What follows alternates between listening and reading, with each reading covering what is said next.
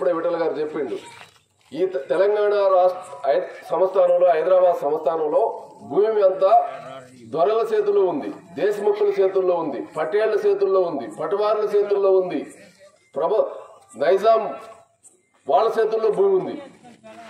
దున్నేవాడికి భూమి లేదు. దున్నేవాడు పంట పండించి 2 వంతులు 3 వంతులు వాళ్ళకి కలిసి 1 వంతే ఇంటికి తెచ్చుకోవాలి. ఆ రోజు కండిషన్. ఎవరికి భూమి లేదు. ఇలా 20-30 ఎకరాలు ఉన్న వాళ్ళు కూడా ఆ రోజు భూములన్నీ ఒకళ్ళ చేతుల్లో ఉన్నాయి. ఎన్ని ఎకరాలు ఉంటాయి? ఎన్ని ఎకరాలు ఉంటుంది?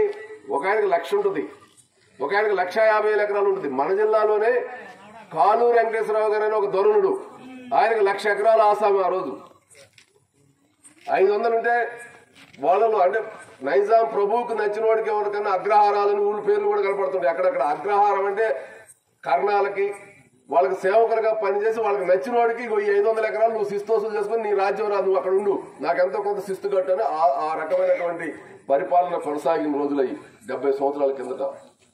అందుకని అంతేకాదు, ఈ ఒక్క భూమి దొరల చేతుల్లో, దేశభక్తులు, జాగీర్దారులు, నైజాం చేతుల్లో ఉండటమే కాదు, మనందరం హైదరాబాద్ సంస్థానంలో ఉన్నటువంటి ప్రజల్లో అప్పుడు 69 లక్షల మంది ఉన్నారు. అందరం ఎక్కువ మంది, ఇందులో ఒక 69 లక్షల్లో 50 లక్షల మంది తెలుగే మాట్లాడతారు. మిగతా 19 లక్షల్లో ఒక 12 లక్షల మంది మరాఠీ వాళ్ళు ఉన్నారు. ఒక 7-8 లక్షల మంది కన్నడ ప్రాంతంలో, గుల్బర్గా ప్రాంతంలో వాళ్ళు ఉన్నారు. ఇది ఆనాడు ఉన్నటువంటి. మనందరం తెలుగులో మాట్లాడతాం, కానీ బడి మాత్రం ఉర్దూలో ఉంది. చదువు దేంట్లో ఉంది? ఉర్దూలో ఉంది. తెలుగులో చెప్పలా. తెలుగు మనకి తెలుగే సరికి రాదు. అప్పుడు ఆ రోజుల్లో ఉర్దూలో చదువుకుంటే చదువుకోవాలి, లేకపోతే చదువు లేదని ఆపేస్తే కొద్దిగా కర్ణాల పిల్లలు, పటేళ్ల పిల్లలు, అక్కడక్కడ ఆంధ్ర ప్రాంతంలో పోయి చదివిన వాళ్ళు, హైదరాబాద్ లో ఇతర ప్రాంతాల్లో చదివిన వాళ్ళు వచ్చి అక్కడ చదువు ఉంది, విజ్ఞానం ఉంది, ప్రజలు తెలివి మేరుతున్నారు. నా హైదరాబాద్ ప్రాంతంలో ఉన్నటువంటి ప్రజలకు విజ్ఞానం లేదు, తెలివి లేదు, మూఢత్వం ఉంది, వీళ్ళకి కూడా చదువు చెప్పాలా, మాతృభాషలో చదువు ఉండాలని చెప్పి ఆంధ్ర మహాసభ అనేది ఒక దాన్ని పెట్టారు. రాత్రి పూట బడి పెట్టడం మీకు కూడా గుర్తుండదు. సెమ్మలగూడలో కూడా 92లో పెట్టుంటారు. 30 ఏళ్ల క్రితం మనం కూడా రాత్రి పూట బడి నడిపినాం. మన పార్టీ డివైఎఫ్ఐ అన్ని కలిపి నైట్ బడి. ఆనాడు 1936లో 100 సంవత్సరాల నాడు రాత్రి పూట బడి పెట్టి పలకలు లేవు, పుస్తకాలు లేవు, ఏటోటిని తీసుకుపోయి లేకపోతే ఇసుక తీసుకొచ్చి ఇసుక పోసి దాని మీద ఆలు రాయటం, ఈలు రాయటం, ఆ అమ్మ ఆవు ఇవన్నీ రాయటం. మనకు పలకటం వచ్చు, అమ్మ అంటవచ్చు, అమ్మ ఎట్ట రాయాలో తెలియదు, ఆవు అంటవచ్చు, ఆవు ఎట్ట రాయాలో తెలియదు, అక్క అంటాం తెలుసు, అక్క అనేది ఎట్ట రాయాలో తెలియదు, అన్న అంటాం తెలుసు కానీ అన్న అనేది ఎట్ట రాయాలో తెలియదు, రూపాయి అంటాం తెలుసు కానీ రూపాయి ఎలా రాయాలో తెలియదు. ఇసుక మీద రాసి ఇసుక మీద చేత్తో మన ఏలుతో రాపించి చదువు నేర్పుతూ తెలివి పెంచారు. బడి పెట్టమని అడిగారు, పెట్ల.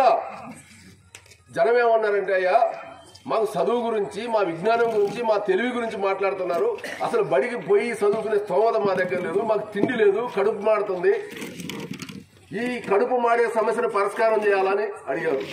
రెండోది వెట్టి చాకిరి ఉంది. వెట్టి చాకిరి 100 ఏళ్ల నాది కాదు, నా చిన్నతనంలో చూసిన.